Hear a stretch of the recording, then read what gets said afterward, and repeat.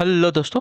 Good morning, नमस्कार। आप सभी का स्वागत है आप सभी के अपने यूट्यूब चैनल परीक्षा की शिक्षा में। आशा करते हो आप सभी अच्छे होंगे। आपकी जो तैयारी है वो भी जो है बढ़िया तरीके से चल रही हुई। तो जो बच्चा क्लास में फर्स्ट टाइम है, पहली बार है, देख लीजिए हमारे चैनल पर जो आपकी UP triple S C PT exam 2023 की आपकी जो तैयारी है कंप्लीट बेसिस पे करवाई जाए। तो जिसे भी अपनी तैयारी जो है पूरी करनी है, कंप्लीट करनी है, तो चैनल को सबसे पहले सब्सक्राइब करके हमारे साथ जुड़ जाइए, ठीक है।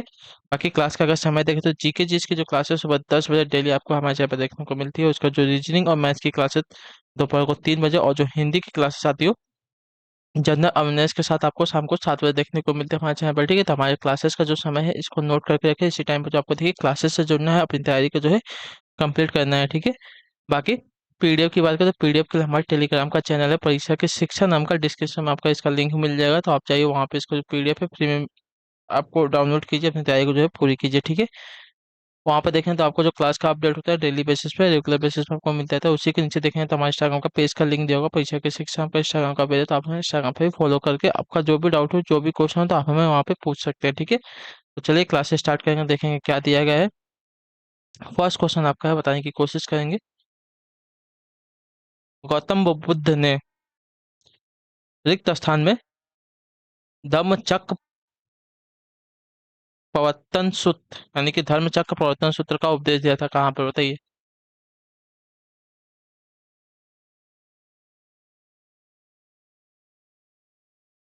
गौतम बुद्ध ने रिक्त स्थान में धम्म चक्र प्रवर्तन सूत्र का जो है उपदेश दिया था, यानी कि धर्म चक्र प्रवर्तन का सूत्र कहाँ पर दिया था सबसे पहले गौतम बुद्ध ने। इसका सही उत्तर क्या हो जाएगा साथियों? तो आपका उत्तर हो जाएगा सारनाथ में। जो आपका डी वाला ऑप्शन दिएगा आपका ठीक है।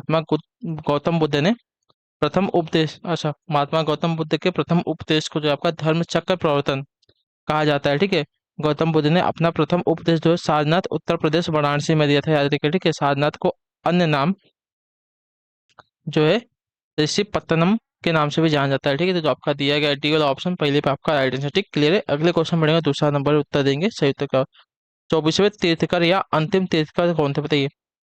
24वें तीर्थकर या अंतिम तीर्थकर कौन थे साथी बताइए।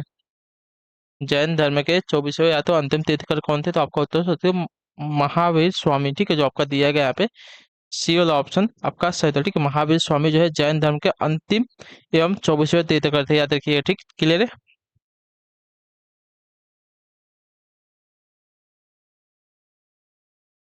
अगले क्वेश्चन बढ़ेंगे आपका, देखें तीसरा नंबर बताएंगे राइट आंसर करो। निम्नलिखित में से कौन सा जो है अशोक के साम्राज्याधीन नहीं था बताइए। निम्नलिखित में से कौन सा जो है अशोक के साम्राज्याधीन नहीं था साथियों? इसका सही उत्तर क्या? कश्मीर है, गुर्जरा है, कर्नाटक है, कामरूप है।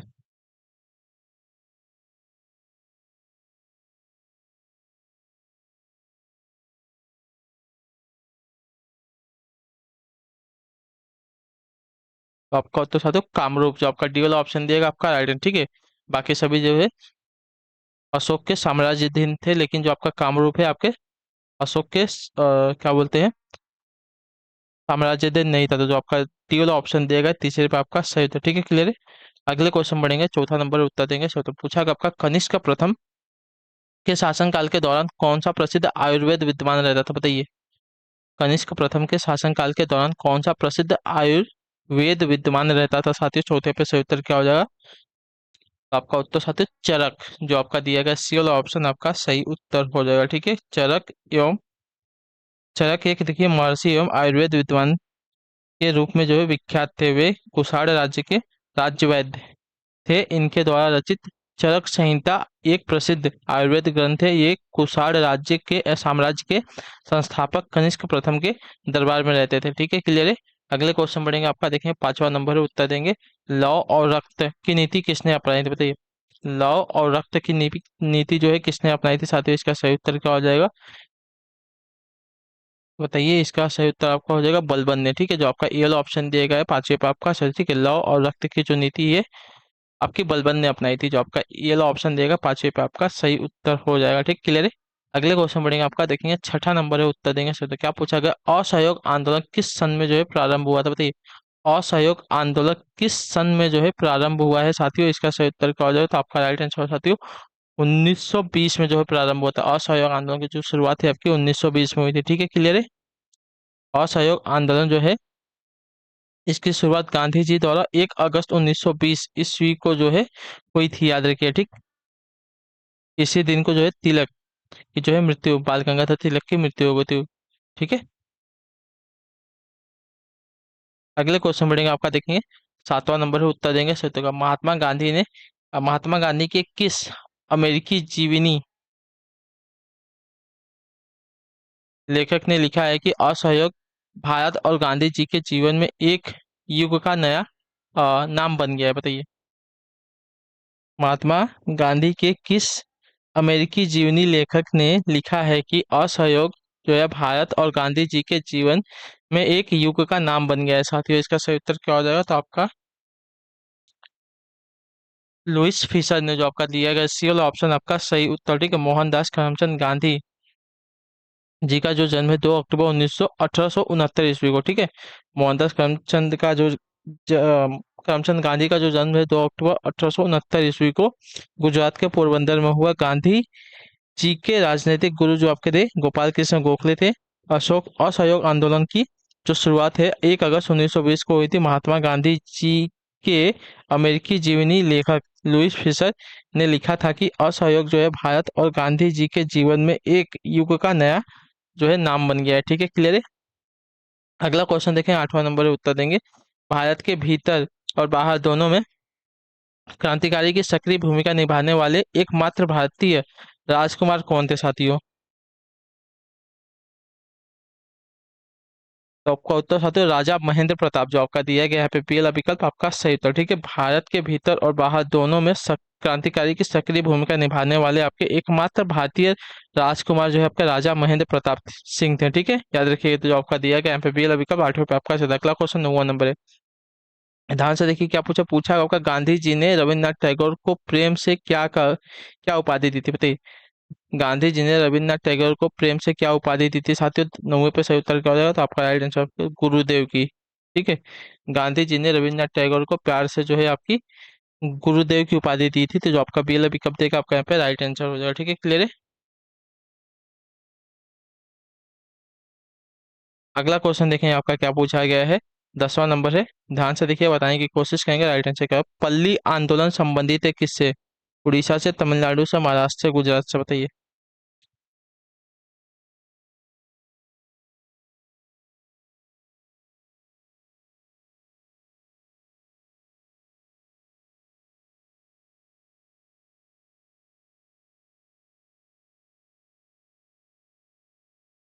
पल्ली आंदोलन जो आपका साथी तमिलनाडु राज्य से संबंधित है, जो आपका दिया गया बी एल विकल्प 10वें पे आपका राइट आंसर, ठीक है। क्लियर है। नेक्स्ट क्वेश्चन देखें आपका 11 नंबर, ध्यान से देखिए क्या पूछा गया। तमिलनाडु में किस जिले में जो है कलनई के नाम से जाने जाने वाला ग्रैंड एनिकट बांध जो कि सबसे पुराने बांधों में से एक है स्थित, बताइए। तमिलनाडु के किस जिले में कलनई के नाम से जाने जाने वाला ग्रैंड एनिकट बांध जो कि सबसे पुराने बांधों में से एक है स्थित है, साथियों। इसका सही उत्तर क्या हो जाएगा, तो आपका राइट आंसर तिरुचिरापल्ली में जो आपका दिया गया है बी वाला विकल्प आपका सही था, ठीक है। कलनई एक प्राचीन बांध है जो भारत में तमिलनाडु राज्य के तंजावुर जिले में कावेरी नदी पर बनाया गया है। जो तिरुचिरापल्ली ये 15 किलोमीटर की दूरी पर स्थित है। इस बांध का जो निर्माण है मूल रूप से चोल राजा करिकाल द्वारा किया गया था, ठीक है। जो दिया गया तिरुचिरापल्ली आपका यहाँ पे 11 पे राइट आंसर, ठीक है। क्लियर है। कौन से जिले में, तो तिरुचिरापल्ली जिले में स्थित है, याद रखिएगा, ठीक है। अगले क्वेश्चन बढ़ेंगे आपका 12 नंबर, उत्तर देंगे सत्तर का। नदी के प्रवाह को मापने के लिए निम्न में से किसका उपयोग जो है किया जाता है, बताइए। नदी के प्रवाह को मापने के लिए निम्न में से किसका उपयोग किया जाता है, 12 पे से उत्तर क्या हो जाएगा। तो नदी के प्रवाह को मापने के लिए आपका क्यूसेक का उपयोग किया जाता है, ठीक है। जो आपका बीएल अभी कब देगा, 12 पे आपका सही उत्तर, ठीक। क्लियर है। अगले क्वेश्चन बढ़ेंगे आपका 13 नंबर। टेरा रोसा शब्द का तात्पर्य क्या, बताइए। टेरा टेरा रोसा शब्द का जो तात्पर्य साथियों क्या है, तो देखिए टेरा रोसा शब्द का जो तात्पर्य साथियों आपका लाल मिट्टी से है, जो आपका दिया गया है बीएल ऑप्शन आपका सही उत्तर, ठीक है। यह एक प्रकार का लाल क्ले मृदा है और चूना पत्थर के अवक्षय से जो है प्राप्त होता है, ठीक है। चूना पत्थर के अवक्षय से प्राप्त होता है आपका, याद रखिए, ठीक है। टेरा रोसा जो है चूना पत्थर के और 6 से प्राप्त होता है, याद रखिए, ठीक, क्लियर है। अगले क्वेश्चन बढ़ेंगे, आपका 14 नंबर उत्तर देंगे। कोयम्बटूर को दक्षिण भारत का मैनचेस्टर कहा जाता है, क्यों कहा जाता है हमको बताना है, ठीक है। कोयम्बटूर को जो है दक्षिण भारत का मैनचेस्टर क्यों कहा जाता है, इसका सही उत्तर क्या हो जाएगा। क्योंकि यह जो है कपास उद्योग के लिए प्रसिद्ध है, ठीक है। तो आपका जो दिया गया बी विकल्प आपका राइट आंसर है, ठीक है। इसके कपास उद्योग के कारण इसको जो है दक्षिण भारत को जो है मैनचेस्टर कहा जाता है, याद रखिए, कोयम्बटूर को। तो जो आपका बी विकल्प है 14 पे आपका सही। अगला क्वेश्चन बनेगा 15 नंबर, उत्तर दीजिएगा। ध्यान से देखिए क्या पूछा। मरुस्थलीय क्षेत्रों में वायु अपवर्दन होता है क्योंकि मिट्टी को पकड़े रहने के लिए कोई पेड़ पौधे नहीं होते। शुष्क भूमि में यह होने का कारण क्या, बताइए।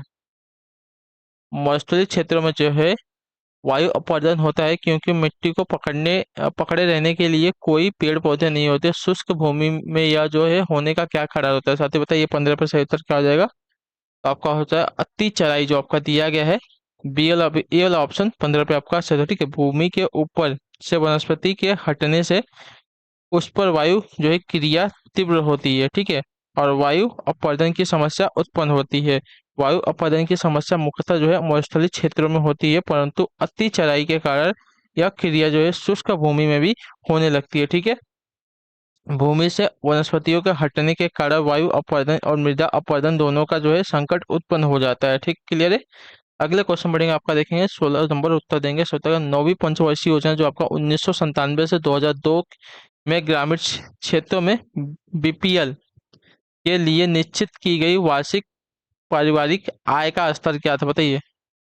नौवीं पंचवर्षीय योजना में ग्रामीण क्षेत्रों में बीपीएल के लिए निश्चित की गई वार्षिक पारिवारिक आय का स्तर क्या है साथियों। 16 पर सही उत्तर क्या हो जाएगा, आपका उत्तर साथियों 20,000 जो आपका दिया गया है। ये वाला ऑप्शन आपका यहाँ पे सही उत्तर हो जाएगा, ठीक है, क्लियर है। तथा उनके पास 2 एकड़ से आ, कम भूमि हो, उनके पास टीवी एवं रेफ्रिजरेटर न हो, ठीक, क्लियर है। ये आपकी वार्षिक आय का जो है स्तर निर्धारित किया गया था उनके लिए, ठीक, क्लियर है। अगले क्वेश्चन बढ़ेगा आपका 17 नंबर, ध्यान से देखिए।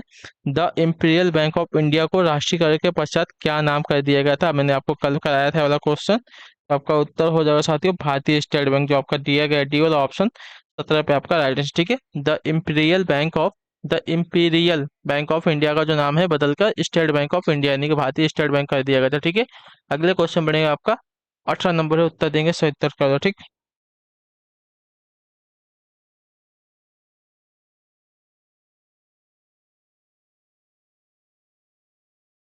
भारत में निम्नलिखित में से किस बैंक ने सर्वप्रथम इंटरनेट बैंकिंग सेवाओं की जो है पेशकश की थी, बताइए।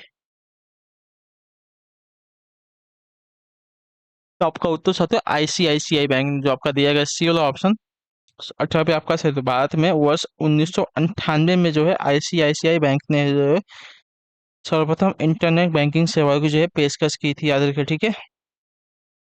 एटीएम का सर्वप्रथम भारत में जो संचालन है वर्ष 1987 में जो है एचएसबीसी बैंक ने किया था, ठीक है। एचएसबीसी बैंक ने एटीएम की जो शुरुआत है एचएसबीसी द्वारा की गई थी, याद रखिएगा। अगला क्वेश्चन बढ़ेगा आपका 19 नंबर है। केंद्र सरकार की आय का सबसे बड़ा हिस्सा कहाँ से प्राप्त होता है, बताइए।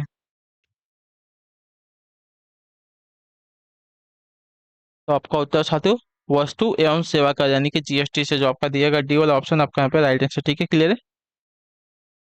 अगले क्वेश्चन बढ़ेंगे, आपका देखिए 20 नंबर है, उत्तर देंगे।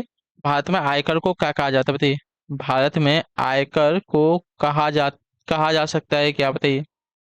भारत में आयकर को कहा जा सकता है क्या, तो इसका सही उत्तर हो जाएगा साथियों आपका प्रत्यक्ष और प्रगामी, जो आपका दिया गया यहाँ पे बी वाला विकल्प आपका सही। तो ठीक है, भारत में आयकर को प्रत्यक्ष और प्रागामी कहा जा सकता है, तो जो आपका दिया गया बी वाला ऑप्शन आपका यहाँ पे राइट है। अगला क्वेश्चन बढ़े आपका 21 नंबर उत्तर देंगे।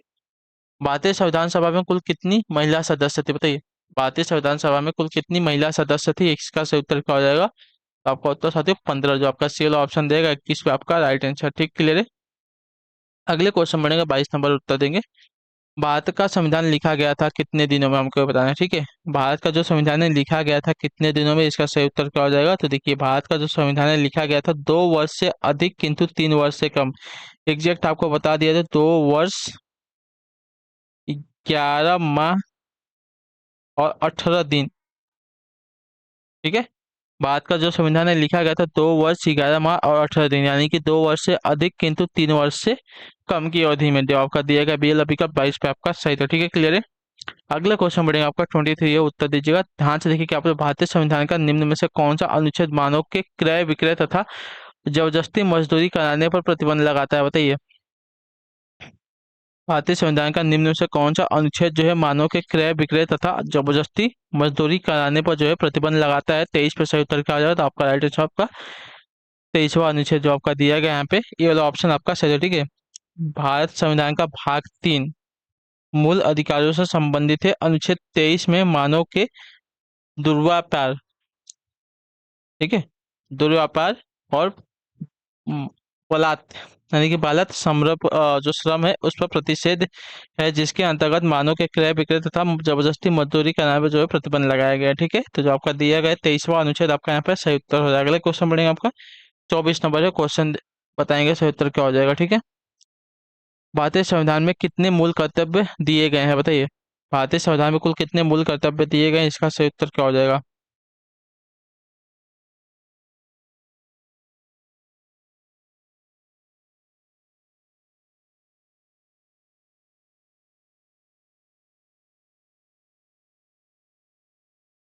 तो आपका उत्तर साथ है 11, जो आपका दिया गया डी वाला ऑप्शन आपका राइट आंसर। भारतीय संविधान में कुल कितने मूल कर्तव्य हैं?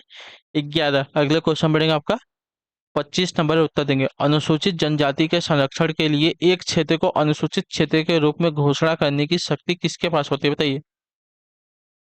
अनुसूचित जनजाति के संरक्षण के लिए एक क्षेत्र को अनुसूचित क्षेत्र के रूप में घोषणा करने की जो शक्ति है किसके पास होती है? तो आपका उत्तर भारत के राष्ट्रपति के पास, जो आपका दिया गया है बी वाला विकल्प आपका राइट आंसर। ठीक है, क्लियर है। नेक्स्ट क्वेश्चन देखें, आपका 26 क्वेश्चन है, बताएंगे सही उत्तर क्या हो जाएगा। ठीक। मानव रक्त के में प्लाज्मा की लगभग कितनी मात्रा होती है, बताइए।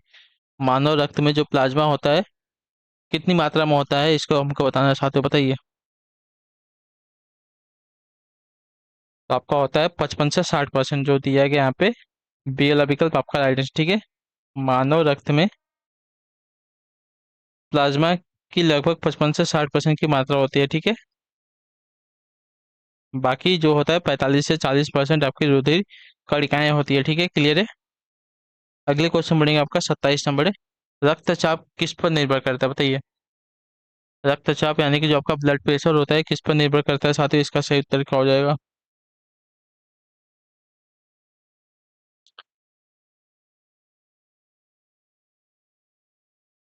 तो देखिए रक्तचाप जो आपका देखिए सिस्टोलिक बल पर, हृदय निर्गम पर, परिधीय प्रतिरोध पर, सभी पर निर्भर करता है। तो जो आपका दिया गया डी वाला ऑप्शन 27 पे आपका सही है। ठीक है। रक्तचाप जो है समांतर सिस्टोलिक बल, हृदय निर्गम, परिधीय प्रतिरोध पर निर्भर करता है। ठीक है। रक्तचाप प्रकुंचन दाब पर निर्भर करता है। मनुष्य का जो औसत रक्तचाप होता है 120 से 80 के बीच में होता है। ठीक है, याद रखिएगा। धमनियों में रक्त दाब की दो अवस्थाएं होती है, पहले दो प्रकुंचन दाब तथा दूसरे को प्रसारण दाब कहते हैं। याद रखिए, सामान्य तौर पर प्रकुंचन दाब जो है 120 मिली एच जी तथा प्रसारण दाब जो आपका 120 मिली एच जी होता है। ठीक है। रक्त दाब को डॉक्टर स्फिग स्फिग्नय मैनोमीटर द्वारा जो है मापते हैं, याद रखिएगा। ठीक, क्लियर है।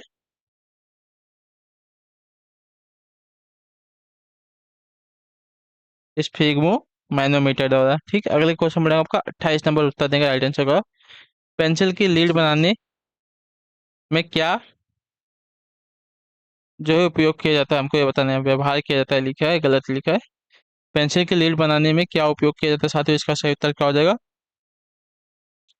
तो आपका उत्तर सत्य ग्रेफाइट का। ठीक है। पेंसिल की लीड बनाने में जो नोक होती है, पेंसिल की जो नोक होती है उसको बनाने में आपका ग्रेफाइट का उपयोग करता है, जो आपका ए वाला ऑप्शन दिया आपका यहाँ पर राइट आंसर। ठीक है, क्लियर है।